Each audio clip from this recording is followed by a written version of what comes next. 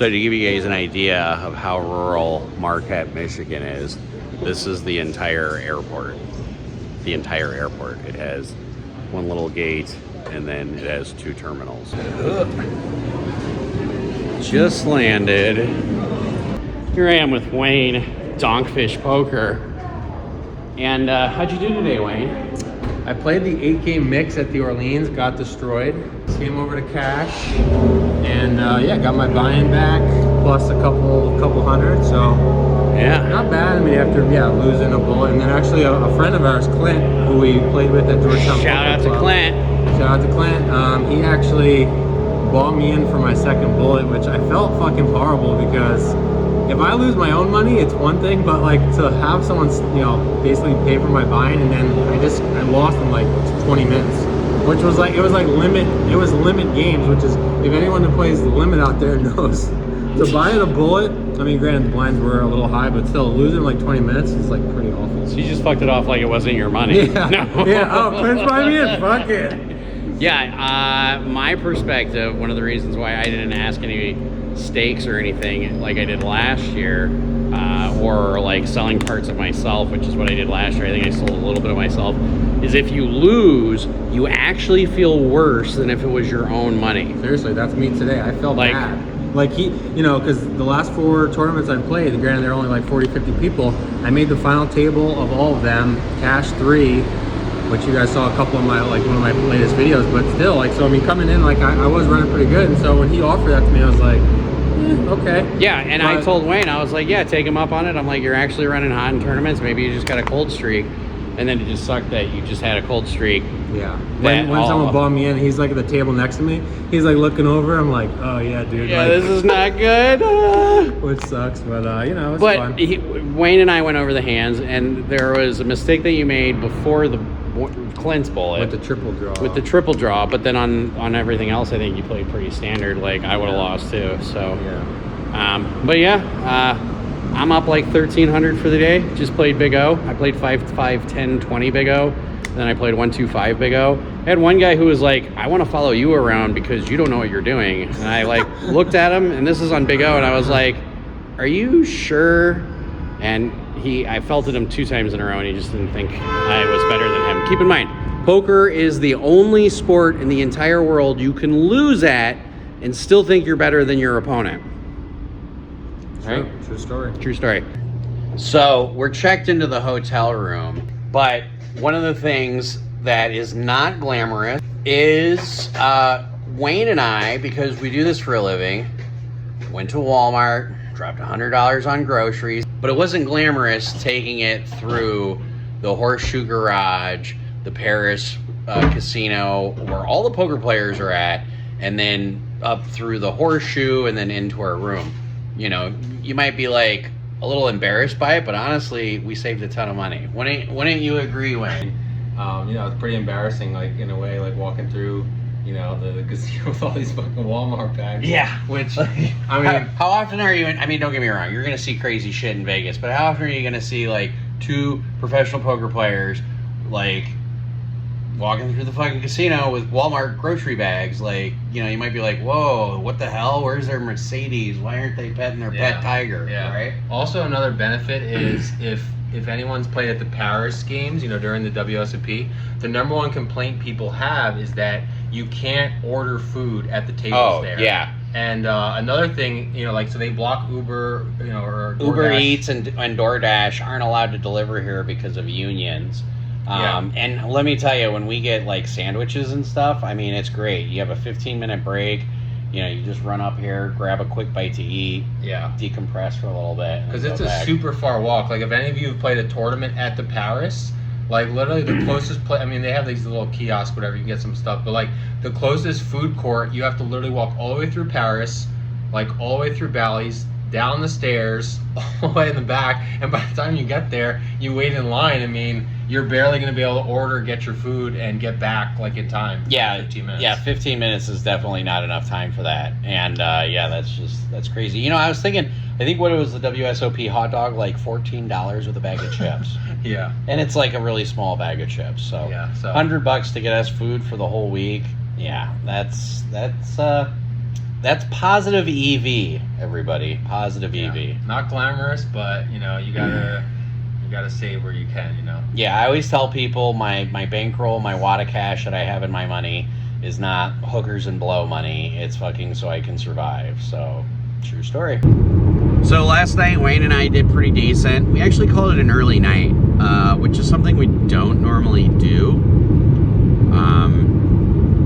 The Big O was pretty good. On the 125 Big O table, I think that was actually better action than the 5-5-10. So the first 5-5-10 table had nonstop straddles, so it was a 5-5-10-20 Big O.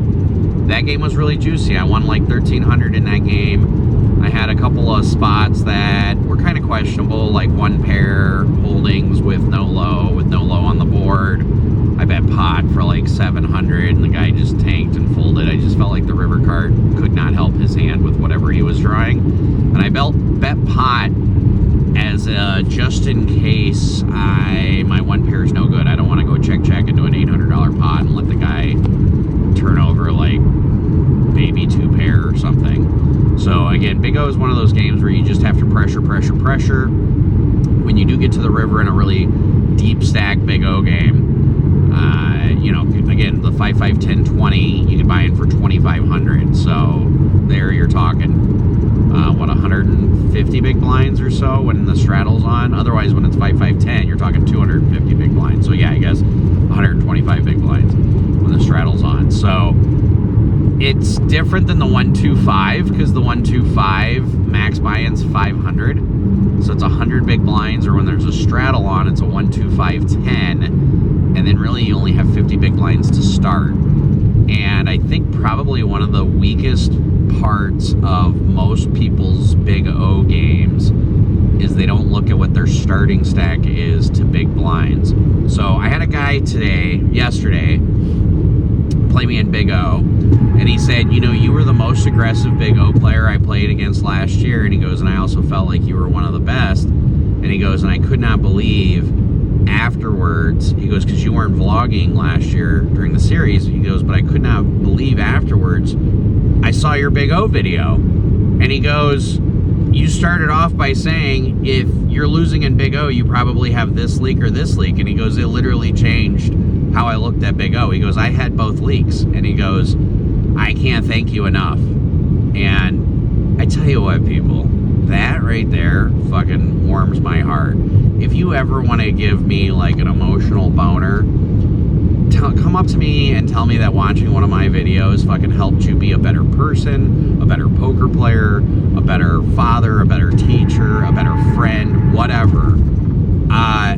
That warms my heart. I'm just telling you, it like, even when I'm at the poker table, I'm very mindset and mind focused.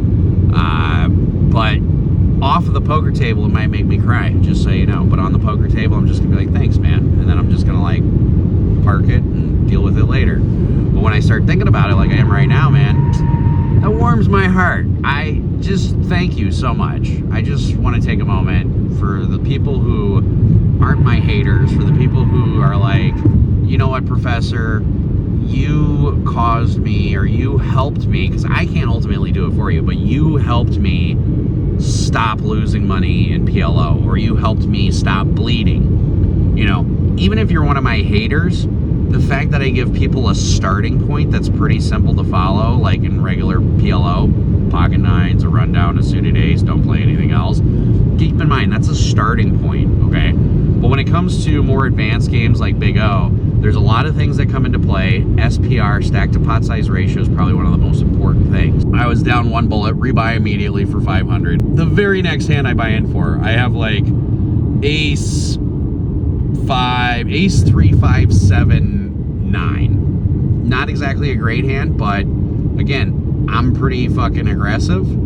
So I go ahead and pot it pre-flop. I get like 4 or 5 callers. The flop comes ace jack 7 rainbow, so I have 2 pair with a 35 low draw, and I'm like, all right, I'm gonna bet close to pot. There's like 160 in the pot. I bet like 125. Like, I don't mind taking it down here. I don't mind getting raised. Again, the SPR, there's only $500 that you can buy in for. 125, he gets back to this guy and he jammed. Okay, I call, and the run out comes a 3, and then like a 9, or 3 and then a 10, and they're both hearts, and I have 9 high hearts, and there's no low, and I'm like, okay, I have aces. I didn't see my hand, so I'm like, I didn't see the heart run out, or didn't realize it, so I'm like, oh, I've got aces and 7s. And he like looks at his hand, and first of all, aces and 7s were good, okay? And then the dealer's like, oh, you have a flush. I'm like, oh, fuck it, I have a flush. I'm like, but aces and 7s are good anyways. I'm like, you don't have a fucking set of jacks. I'm like, sorry, I'm just playing my read. You might have a set of jacks. But I really put the guy on like ace, deuce, 3. What does he turn over? Yeah, he turns over like ace, deuce, 3, whatever, X. And, you know, he's bitching at me, oh, you're just donk betting. He's like, of course I want to follow you. You just keep donk betting, you know. And I was like, okay, sir. I'm like, I'm so glad you think you know what you're doing, that I'm donk betting, but like, yeah, you had 1 pair with a nut low draw, and you're the one ripping it in against my 2 pair. Like, I'm gonna say this right now, so all of you who are playing Big O understand this, and understand why you're not as good of a Big O player as you can be. 100% of the hands in Big O have a high. If you're losing a shitload in Big O, it's because you don't factor that in. You're too focused on the low. You're too focused on just the low and not understanding the high aspect of it. So, fired 2 fucking bullets in the Big O. I bricked out so many draws, I think I could build a house. My first bullet, I guess I played a little bit looser than I normally did, but my second bullet I played really well, and sometimes that's the way the cookie crumbles. It's 5 o'clock in the morning. The smoking section, which you can smoke potted, it's right outside the Paris. That's where I'm at right now.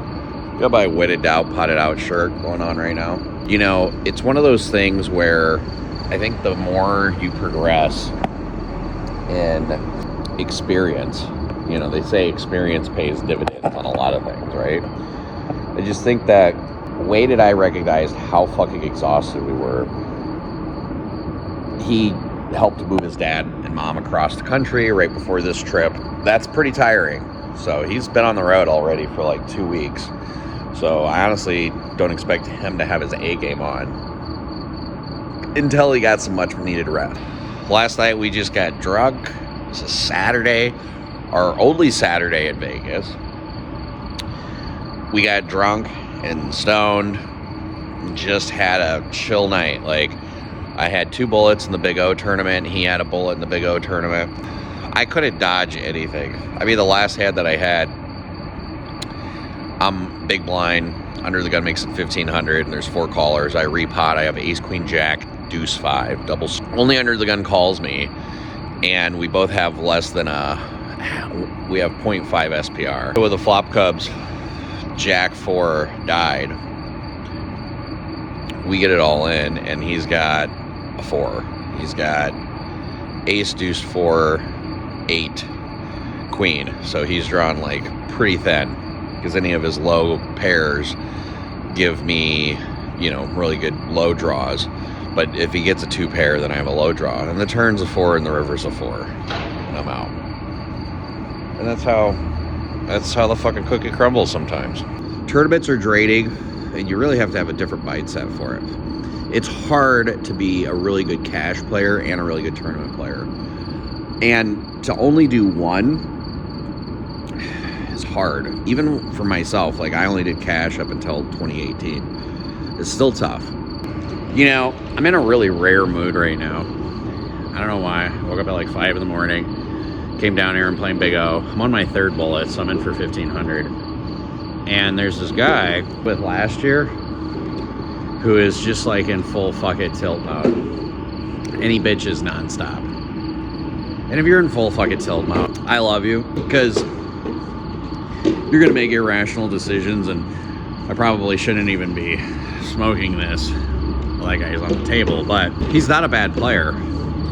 But he keeps bitching every time he loses. Let me tell you, it's fucking annoying. And I started thinking back the times that I was successful in Vegas were times when I just stopped giving a fuck about a public image, about being on YouTube, about vlogging. So I'm saying this now. If you're playing with me over the next week and I'm an asshole on the table, my sincerest apologies. Understand in my profession, there are times when I just gotta needle people a little extra so it puts them on tilt more so they fuck off more chips. And that's what I'm doing. We're about an hour before the PLO 600. This is a tournament that usually has like 1,500 to 2,000 people. So prize pool's usually like 200, 300,000 for first place. For a $600 buy-in event. Pretty excited about it. I hopefully will not fire more than one bullet, but I will fire 3 bullets if necessary. This is something that I've had a big circle on my calendar for a while for, particularly because my birthday is June 6th. And I think what better birthday present to myself than to be at a final table at a World Series of Poker bracelet event. So that's my goal this year. It's actually been my goal for a couple of weeks now. I've looked at this schedule.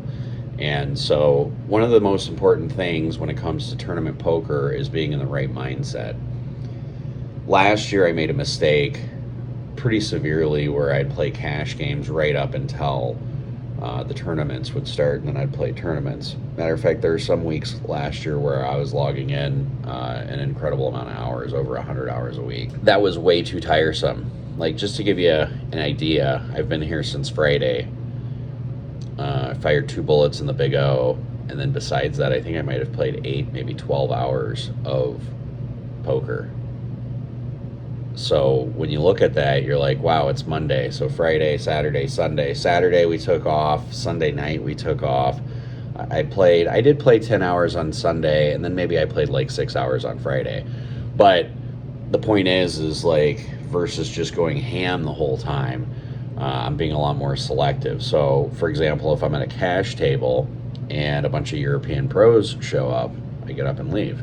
So last year I would just stay and grind through it and understand that every table is going to have some nits and stuff like that, which is the case, but I'm being a lot more selective and I'm taking my time. I think last year really put an emphasis or a light on how bad I did things last year, you know. And for those of you who don't know, last year I lost like $17,000 during the World Series of Poker, and it was mainly due to sheer exhaustion and lack of rest. And so maybe this trip I'm being a little bit more focused on the relaxation and resting portion of it. I don't know, we're going to find out if it pays off. Obviously there should be some happy medium. I don't know if I'm planning on playing cash today. It's really hard to do that if you run deep in a tournament, to turn off the tournament, you know, take off the tournament hat and put on the cash hat. Not only that, but after you've been playing for 12 hours, usually your body's exhausted. Tournaments are more exhausting than cash games because you have to be so focused, because you can do 99% of everything correct, and then you do one thing wrong after you've been playing for 10 hours and it costs you your tournament life. So that's why tournaments are so much more exhausting. They really are. And so this year I got plenty of rest. I mean, we went to bed at like 9:30, 10 o'clock last night. Even on Saturday night, I think we went to bed at like 9:30, 10 o'clock. So part of it is adjusting from the time zone, going from East Coast to West Coast. The other part is you want your peak hours to be later.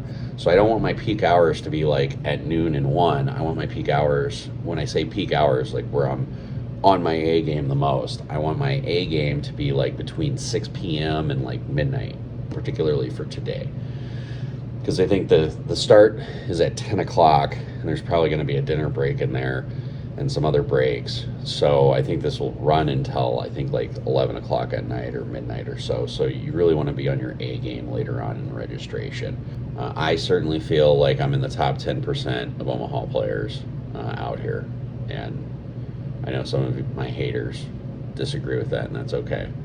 I actually played with one of my haters the other day, and I needled him as much as I could. I'm going to do something that I don't normally do. In the past, I really evaluated what I was successful with tournaments in the past, and what I used to do is keep my phone turned off 100% of the time. Phone turned off until breaks and lunch. And that's what I'm going to do. I'm going to keep my phone turned off when the tournament starts. That way I have zero distractions. I found myself really successful in tournaments when I did that. The big tournament that I won ended up where I had my phone off the entire time. I took every hand seriously. Every hand I would sit there and give it a second before making any quick, rash decisions. And yeah, that was the best poker I played. So I'm going to try mimicking that. We all have our routines. I already told you guys mine. Well, yeah, what's your routine for shipping big ones? Just getting a beverage in me and getting mentally prepared. Yeah. So I got lots of sleep last night. Did you get lots of sleep last night? Yeah, we had fun at our meetup. Thanks for everyone coming out. And yeah, got a good night of sleep, mentally prepared, ready to go. I got really shit-faced last night, and but got lots of sleep. Went to bed at like 10, so I'm pumped. I'm prepped. Are you prepped? I'm ready to go. I'm not gonna get creative. I don't think we need to get creative on day one, do we? No.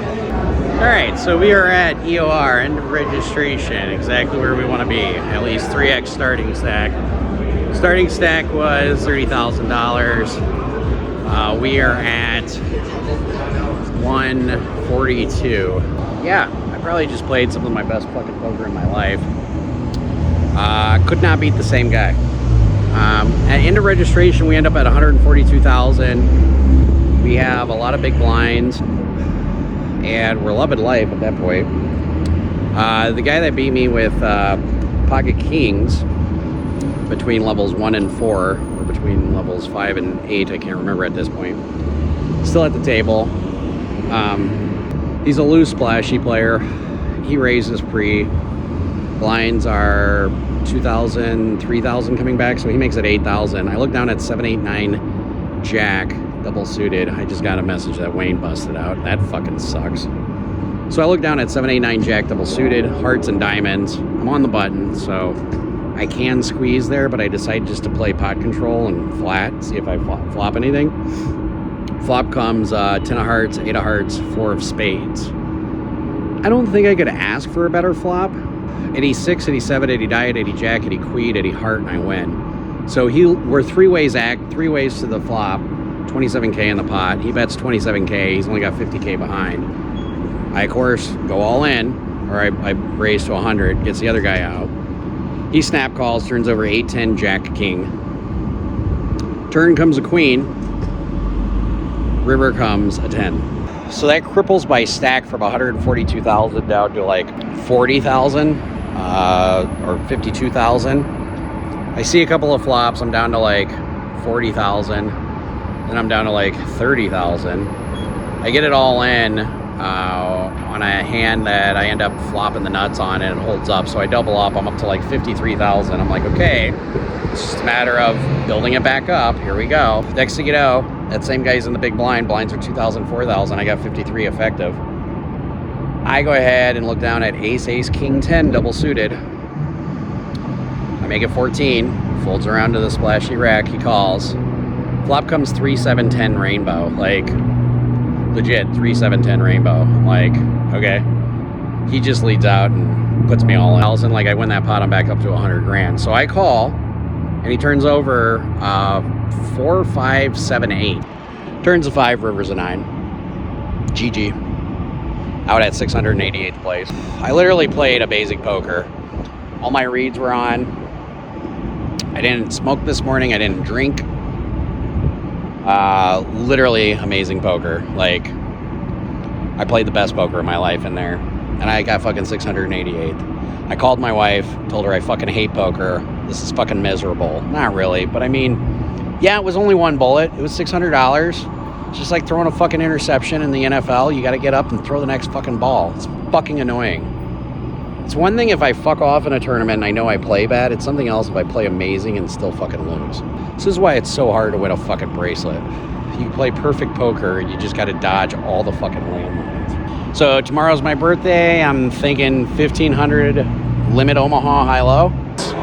When I busted out of the PLO 600 yesterday, I was stone cold sober, played amazing. So today I'm getting fucked up. It's my birthday. We're in the 1500. Let's go, everybody. Yeah, we started off playing 5100. I went to bed at 7:30 this morning because I'm in full fucking mode. And did real well in the morning. I ended up winning like $3,000. So we bust out of the 08. We actually have a 21-hour session for when the 08 starts until we finished. Yeah, we played. After that, we took a little break. We literally played draw poker on a video machine for like an hour and a half just to like kill time and just kind of zone out. So I guess you could kind of say it was a different session, but I think I lost like $6 playing video poker. They were playing 10-20 limit Badoogie. I sit down at a table. There's only one person who really knows how to play. The rest of them are like trying to figure out. People are 5-betting, making it 50 pre-flop, and then drawing 4 or drawing 3. And so they were doing it to get in preparation for the Badoogie tournament today, which I don't think I'm going to fire at, but I am half tempted.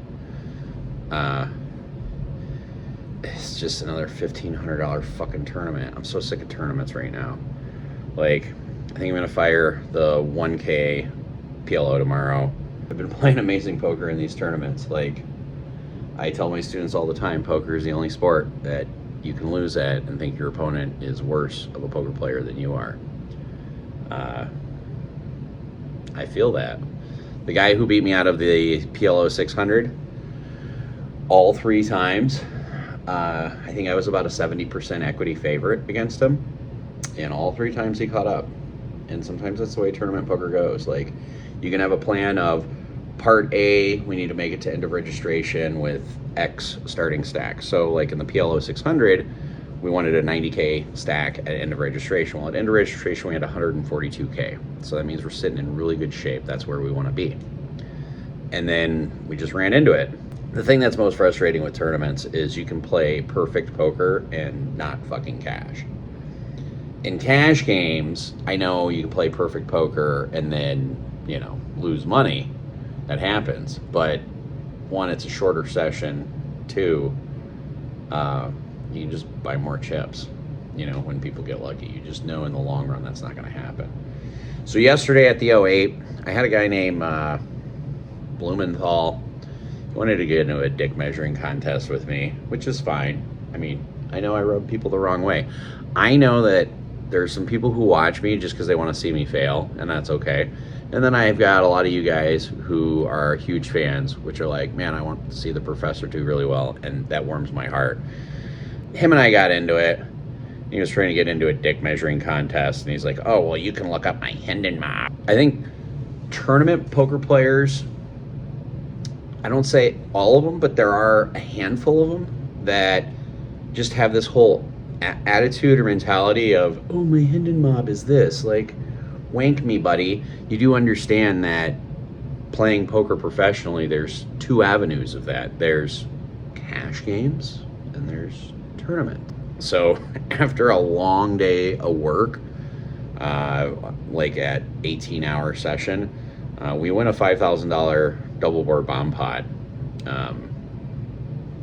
pretty cleanly. Fortunate, sometimes in poker it's okay just to be dumb lucky. I think I'm going to play 5100 today. I think today is going to be a cash only day. We are full wake and baking. Yep, we got the PLO 1000 today. I played 5100 yesterday all day. Ended up losing about $181 on 5100. You can actually see toll the week is taking on me with my eyelids. Because being a poker player isn't as glamorous as a lot of people want to think it is. It's important that you do activities outside of poker. So again, yesterday I had a nice relaxing day after playing 5100. Went out to dinner. Just had a nice relaxing time. Played a little bit of Big O. I did play until 3 o'clock in the morning. I ended up winning like $1,500 on Big O. I was just trying to have a small session. Ended up Invited for 500. Showed up at a really, really, really, really, really tight table. Got it all in on the first hand with like the nut no bust low draw and I think a straight draw, and just bricked out for 500. And the table was like a little shocked. I didn't have to turn my hand over because I didn't have anything. The guy had a set.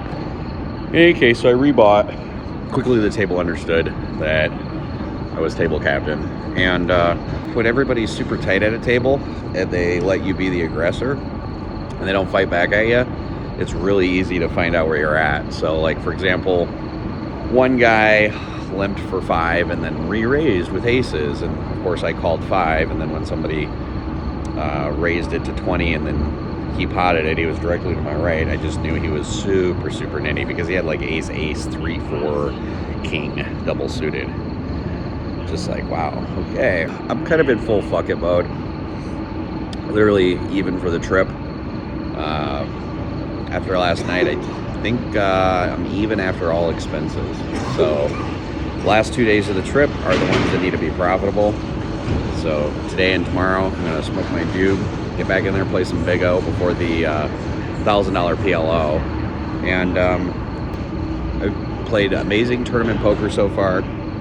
PLO 600 played really good, and yeah, so we're gonna and the 1500 08 we played really well. So we're playing good. We're just not getting there. I'd like to say that I was playing bad so I could correct that, but honestly, I don't think I would have changed anything. At midnight at the World Series of Poker, Long day.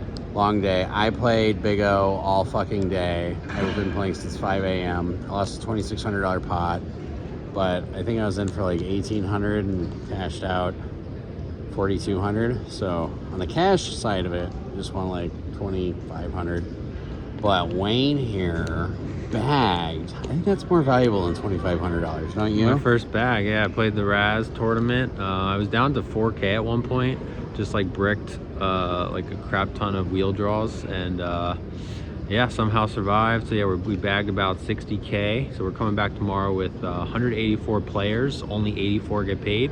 I'm a little bit below average, but you know, after being down to 4K, I'm happy with bagging for with 60K. Now, how do you prepare for day 2? Like, obviously, you just spent what, 12 hours in a fucking chair. Your back hurts. Yeah. It's past midnight. When's restart? 1 o'clock, which is in like 12 hours pretty much. So how do you prepare from day 1 to day 2? How do you make sure you get enough rest? Obviously, we're not going to party tonight. We're going to bed, and you can see dark circles under my eyes and dark circles under Wayne's eyes. Yeah. But how are you going to prepare for tomorrow? Are you going to do some meditating? You going to like work out in the morning? What are you going to do? Yeah, I'm going to try to get a decent night's sleep, wake up, probably hit the gym downstairs, do a little meditation, drop you to the airport. Wayne's gonna bag in the only tournament, and now he's gonna make day 3, and I'm gonna be like, okay, I'm flying back. Thanks for the support, bro. Yeah, fucking well. I mean, that's okay. That's all right. So yeah, but this is how, on a scale of 1 to really fucking exhausted, how exhausted are you?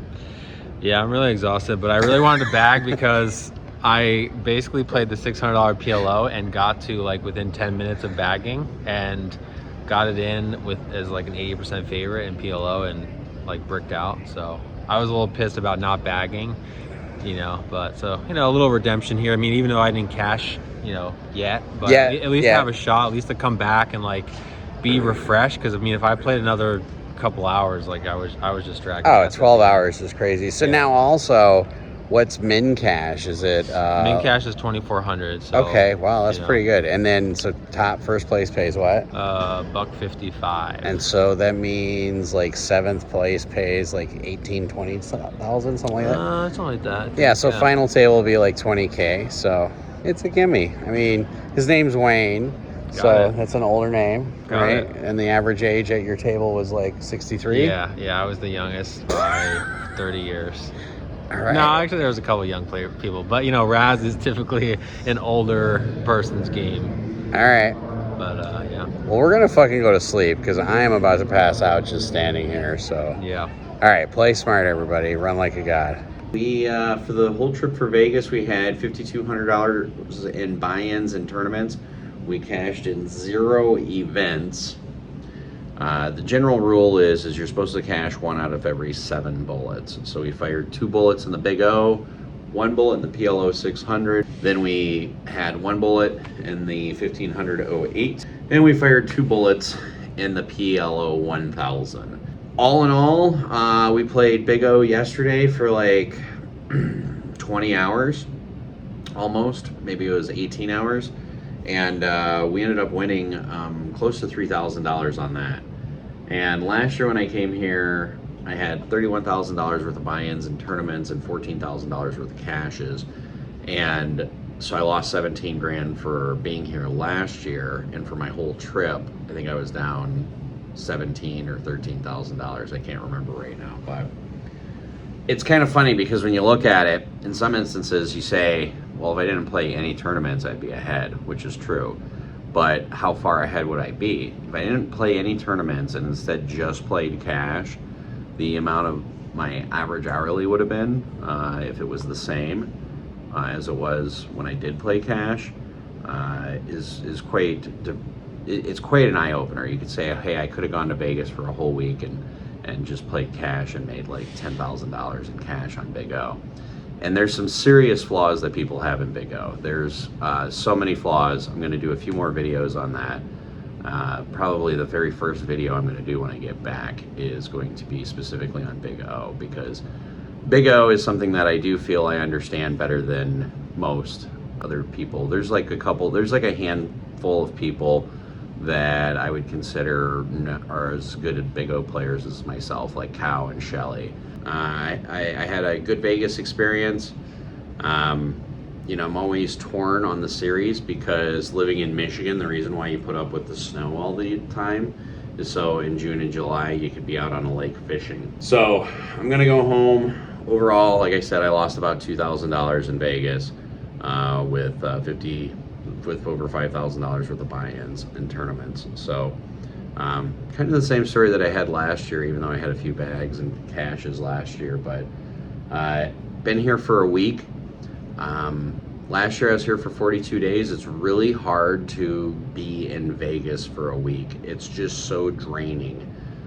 You really have to get away from it. So on this trip, I actually took more time away from the tables than I ever have. And I will tell you 2 things. One, it improved my tournament play. Like the PLO 8, this PLO 600, the Big O's. I feel like with the amount of rest that I had, I felt really good going into those. And even the first bullet on the PLO 1000. So I will say that if you space out your time, you're way more refreshed for tournaments. But the fact of the matter is tournaments are so draining when you sit there for 12 hours and you're grinding. Yes, there's a huge prize of course, the World Series poker bracelet or anything like that, but they are very, very grinding. And I don't envy anybody who plays tournaments for a living. So, but that's about our trip to Vegas. I'm really tired. You can see the dark circles under my eyes right here. And you can see what a week in Vegas does to somebody. But yeah, going home today, I'm just really looking forward to seeing my wife and puppies. The cash games here are super juicy. There's so many people who are making mistakes in Big O cash that I'm just half tempted next year just to play Big O the whole time. Like, don't even play tournaments. There's a few people that I talk to who are, you know, crushers who don't play any tournaments, who just come here. And yeah, it's really interesting. You know, there's the glory of tournaments, but it's not as profitable as people think. If you've got $1 million on Hendon Mob or $500,000 on Hendon Mob, and you factor in all your expenses, how much did you really make? And when I say I'm down $2,000 for Vegas, that factors in all my expenses. I don't like going home and saying to the wife, hey, I lost $2,000 and spent a week in Vegas. But it was nice to meet everybody out here. I was happy to see a bunch of people. Anytime you see me, whether I'm in Vegas or anywhere else, you're always welcome to come up and talk to me. I'm a pretty personable guy. And there's plenty of you guys who were like, oh my God, I love you, Josh. You know, you give it to us real. And So I'm giving it to you right now is real. I'm looking at my yearly income and it's not what it was last year. That's depressing. Like, but that's okay. Sometimes you just gotta like embrace whatever challenge you're going through. And I played amazing tournament poker and lost, and that's okay. I still don't like Vegas. Just as a city, man. Too many people, too many fake people. People aren't genuine here, for the most part. I'm sure there are some, but for the most part, they aren't. They're just, I don't know. Everybody here just wants your money. You know, so it's unfortunate. But yeah, play smart, everybody. Run like a god.